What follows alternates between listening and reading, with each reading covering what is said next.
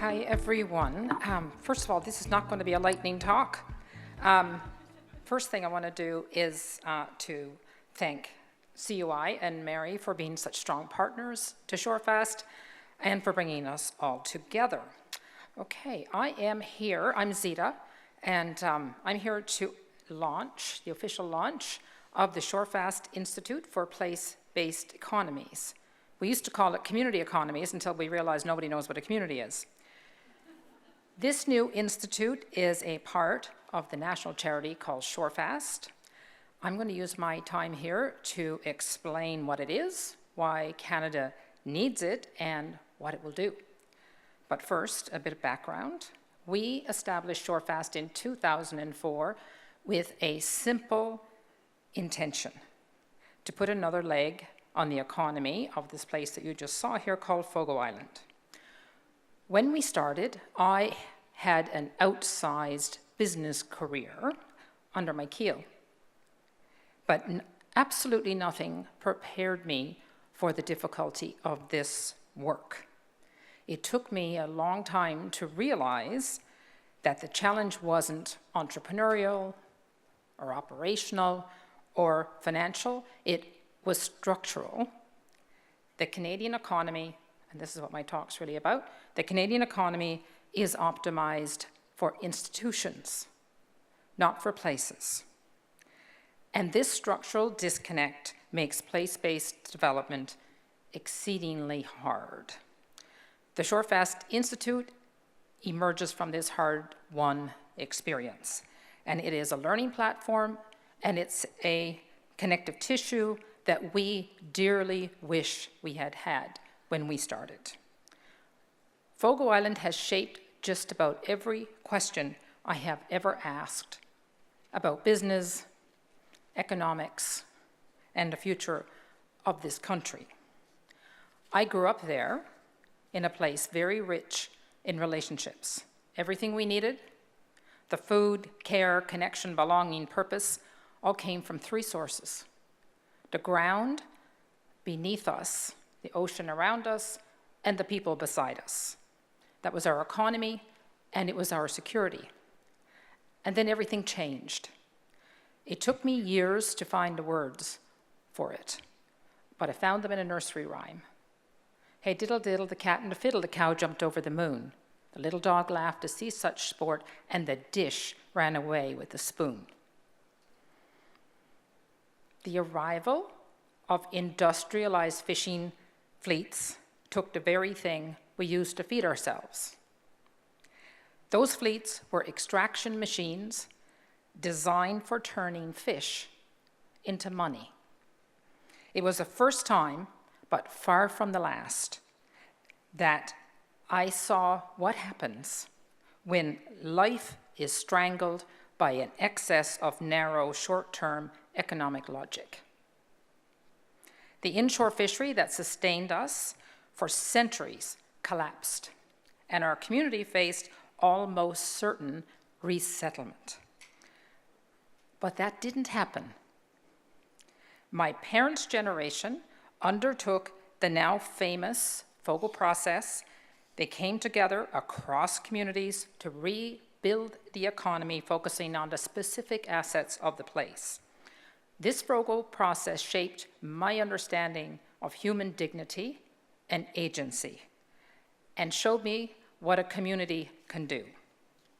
Such experience leads to questions.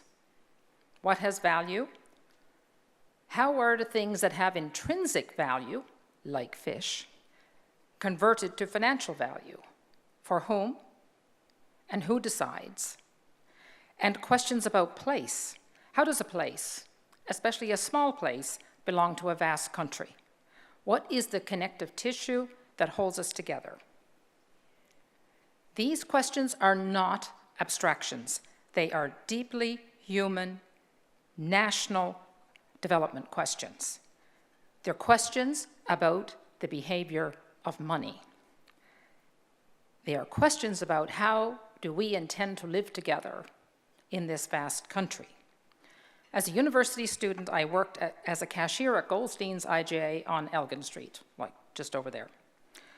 where I saw cauliflower for the first time.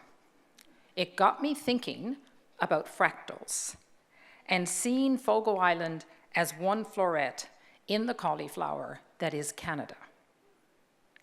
Canada, the cauliflower, has 5,000 distinct incorporated florets, each one whole, depending on the others, and forming a living system. They are big and small, each with its own story, identity, assets, all held together by the stem, which is made of the many systems most important among them, the economy. When the stem works, it moves nutrition to each floret. It keeps the cauliflower alive. That's its job. In Canada today, the stem is not doing its job. Communities are withering. At Shorefast, we think a lot about economic nutrition, what money does, where it flows, and where it doesn't. We pioneered the now trademarked economic nutrition labels. We simply borrowed from the food nutrition labels we're all used to seeing, and we do this. For everything we sell, we put a label that tells you where the money goes. Most importantly, where it goes geographically, and then how that breaks down across the elements of expense and profit. And this is something we're rolling out across the country with partners as a part of our new institute. Shorefast has added $250 million to the GDP of Fogo Island in the last decade. And we did it with regenerative logic, not extractive logic. Not bad for a community of 2,500 people. Now imagine what that would look like if we could do that in communities across the country. We would add billions, possibly trillions, to the national economy. Since we're talking about the Canadian economy and Canadian places, we must understand, accept, and solve for our actual geography and scale. Geography is immutable, but it can be solved for. Prime Minister Joe Clark said Canada is a community of communities. It is 5,000 communities across a country that is the second largest landmass on the planet. 1/3 of us live in places of fewer than 50,000 people, 1/3 people between 50,000 and 500,000, and 1/3 of us in places with more than 500,000. And these places are not located next door to each other. So given these facts about our country, we clearly must not just accept, but welcome the challenge of becoming masters of all scales, big and small, and everything in between. We must design for who we are and what we are. Beneath our many crises, housing, productivity, affordability, climate, and mental health, name just a few, lies something deeper. It's a crisis of place. When places struggle, people struggle. When communities lose coherence and capacity to act, they lose their futures. It's not that Canadians have lost their sense of responsibility, it's that our systems have lost their orientation in place, and therefore lost their ability to support the things that have intrinsic value. Markets and institutions have overtaken place. They don't see, consider, or design for it. And we are strangling ourselves with an excess of wrong-minded, short-term economic logic. We can see the manifestations of this everywhere. Very alarmingly, our young people are increasingly dislocated from the economy altogether. We are physical, social, meaning-seeking creatures. We need food, air, water, shelter. We need to live in a proximate tangle with other people, to feel connected to other humans, because meaning is made in relationships, and relationships live in communities, and communities exist in places. Places of all sizes, let me repeat that, of all sizes, are where innovation and progress happen. Yet economic systems are not designed for places. We are told that places are not investable. Clearly, we need to reorient our economic thinking and economic doings toward longer time horizons and places. The economist Rajan describes society as resting on three pillars: markets, governments, and communities, each with capacities that the other two lack. The pillars need to be in balance with each other. But today, the community pillar is hollowed out, in many places to the point of dysfunction. The actors in all three pillars need to come together and reorient toward communities. We launched the Shorefast Institute to do this, to help rebalance the pillars and get the economy working for more people in more places. Now let's look at what's happening inside these pillars. In the market pillar, we have finance and banking actors that are, at best, agnostic to place, and at worst, downright hostile to place. The financial economy has overfed itself and is now more than 5 times larger than the real economy. The financial sector has become impatient, overdeveloped, and overfocused on fancy products and financial returns. This has often been at the expense of the places we live. We clearly must get finance back to doing useful things, like investing for true development. In Canada, finance and banking organizations are not compelled by regulations to show up in places. So they don't. They are usually off chasing bigger, easier to catch fish in the giant financial sea. The result is that only 500 of the 5,000 Canadian communities have access to commercial banking. Think about that. 90% of Canadian communities are stranded assets, trying to build a future without oxygen.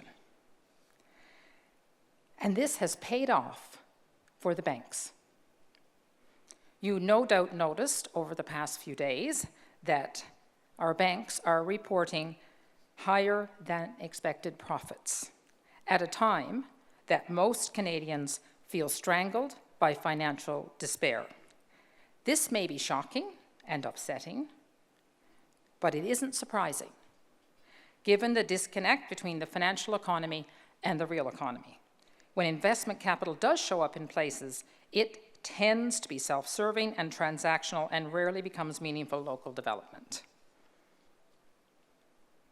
The payback period for this, I don't know where this is, it's not on Fogo Island, of this investment that is not development is probably 5 years. And in 20 years or less, it's going to the landfill. Airlines, telecoms, technology companies also operate on business models fundamentally incompatible with Canada's needs and geography. It's not malice, it's math. The algorithms and efficiencies that guide these systems have little to do with the needs and opportunities in real communities.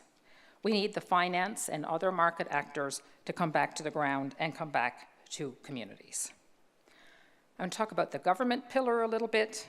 I should note that in Rajan's description, which I agree with, municipal governments are not a part of the government pillar, they're part of the community pillar because they're there. There are many reasons that governments need effective place-based policies, not the least of which is the ever-growing inequality across regions. Governments are trying to orient toward place, but they lack place-based mandates in critical departments such as industry, innovation, and transportation. How is it possible that the Minister of Transportation for a country such as ours doesn't have economic development in their mandate? Why don't we have a Minister of Places or a federal office for community economies? The current instruments of government are often too large, too complicated, too centralized to serve smaller places. We are told that dealing with smaller places and smaller projects will be too much administration, too high transaction costs, and too much friction. So what's the alternative? That we let the smaller places die for lack of trying to solve for scale? A well-tasked AI could probably figure this out for us because it's figure-outable. Government policies assume sameness in a country defined by difference. Place-blind policies cannot build a place-based country. The community pillar. Communities are much more than collections of households. They are places where we see, we solve, and we act. Nothing is done until somebody does it in a place that they live. Communities are centers of intergenerational learning, belonging, connection, memory, problem-solving, resilience, creativity, and human development. As Indy Johar says, communities are the deep infrastructures for our future. Decades of market dominance and institutional centralization have hollowed out communities. And to reverse this, communities need stronger organizational infrastructures within themselves. They need the musculature to become more effective economic innovators and stewards, and to hold local aspirations and coordinate action. They need more skills, deeper economic literacy, and collaborative structures across local actors, local governments, businesses of all types and sizes, associations and institutions. And to be clear, community does not equal municipal government. Local government is one actor among many. What matters in a place is how the actors work together. When a community's aspirations become institutional capacity, everything shifts. Agency is reclaimed, and the florets regain the capacity to nourish themselves. And to wrap up, we are not launching the Shorefast Institute to rescue communities. Communities might be weakened, but they are not weak. They are extraordinary places that hold the memory of how to live well. Our intention is to contribute to creating the enabling conditions for regenerative community economies to grow. We must reorient our economic thinking to place. Place is the stage for every human story. If markets and policy don't take place seriously, then they don't take people seriously. And what does it mean if we don't take people seriously? We must strengthen all three pillars. Markets need purpose and patience. Governments need place-based mandates, and communities need the capacity to organize and steward their futures. We must make money come down, not just go up. This is not just economic reform.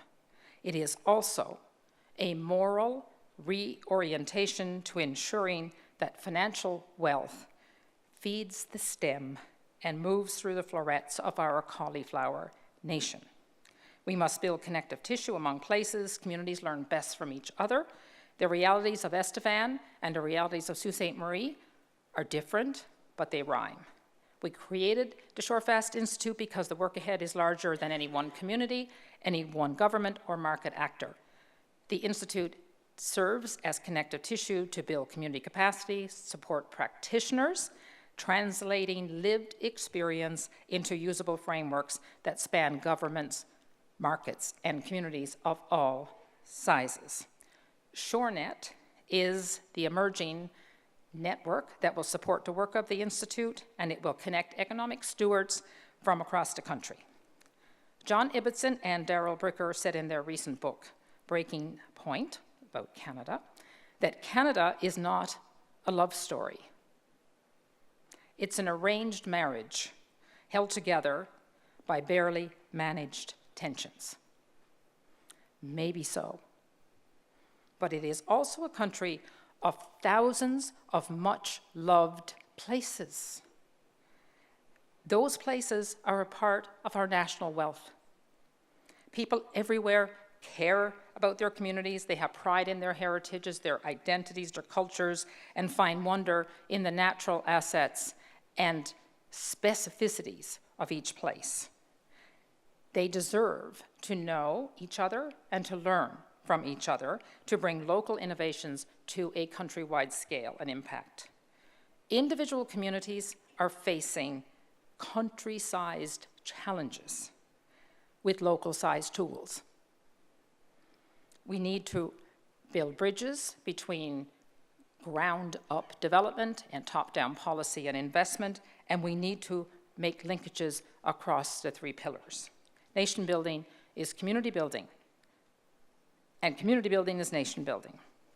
Without communities, what are we exactly? A nation of companies and governments? Life happens in places, and our human systems must serve life. This work is hard, but it's possible if we believe it. And once we get started in earnest with the practice, because it's practice, the path will unfold as we go. Because as Elinor Ostrom, the great Nobel Prize-winning economist, said, that which is possible in practice is possible in theory. So tomorrow, come join us, we'll be at the Beaver Barracks, what better name could there be, where members of the Shorefast team will be touching on doing workshops in some of these subjects.